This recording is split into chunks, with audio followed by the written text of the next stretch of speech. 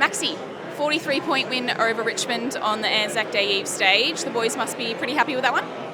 Yeah, we're ecstatic, to be honest. Any win on the G, Anzac Eve, big stage, against a really competitive contest-based side, especially someone that knows us really well. I think that's what you might have seen at home in the first half, was two teams that knew each other really well, a lot of high pressure, and both teams trying to take the game on. It's funny when you see two teams take the game on, and then you go to half-time with both teams scoring 3 goals, but we actually were trying to score goals and it didn't work. So we went sort of back to our brand of football in the second half, and I think we were able to, what did we end up kicking, maybe 10 goals, so 7 goals in the second half. But yeah, I just love playing these games. They're always really high pressure. And yeah. You mentioned the first half. Wasn't the best brand of footy in terms of fundamentals. Was that talked about at half-time? We're playing our brand of football in the second quarter.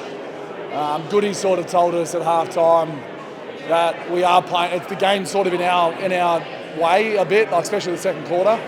But then I addressed the boys at half-time. I'm like, I understand we got a pat on the back by Goody about how we're defending the ground and the inside 50 counts of Richmond, but we're a better team than this, and I think we really responded. We were able to go forward and kick goals, like I said. Disco Turner, he went forward in the second half in Casey last week, and he comes out, kicks 3, started a bit quiet but looked really good, and Harry Petty and Jacob Van Nooyen, that combo looks really dangerous. So yeah, we just played our footy in the second half.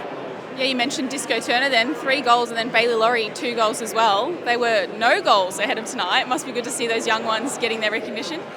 Yeah, Bill has had a couple of cracks at it, and a lot of the times been sub, and I mean, I'm very lucky with the role I'm in. I hardly get subbed or subbed on.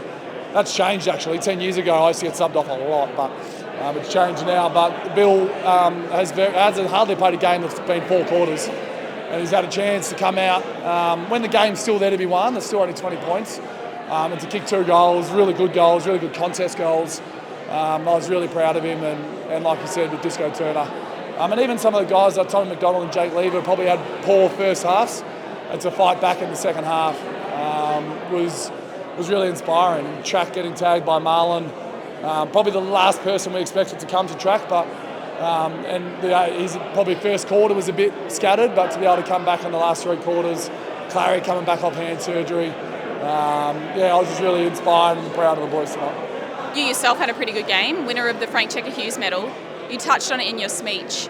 How special is it for the group to play on the Anzac Day Eve stage? Yeah, I'm not sure what we're up to. I'd say maybe 7 or 8 times we've been able to play in this game, and I never take it for granted. It really is inspiring, and it makes me know what tomorrow's about a whole lot more than what I would have been if I wasn't a footballer. And hopefully that's the platform we're creating to be able to spread the word of veterans and also honour them as well. Damien came in during the week, and you can get lost thinking football doesn't do much for the veterans, but he made mention that the 70 guys that he'd interviewed on his podcast all really love the fact that the footballers have a minute's silence, they listen to the ode, they listen to the national anthem, and they play with a bit of Anzac spirit. And to know they're actually putting a smile on their faces before they go around tomorrow at the dawn service, really made me proud to be able to play in this game. And we've got the names on the back of our jumper of the guys who died in war, who played for our football club, and we've got a really proud heritage with that, and our trophies and the best and fairest are named after them. And I'm really proud, and hopefully I get to play in a few more. I'm getting old now, so maybe there might not be many left, but I really do enjoy this game.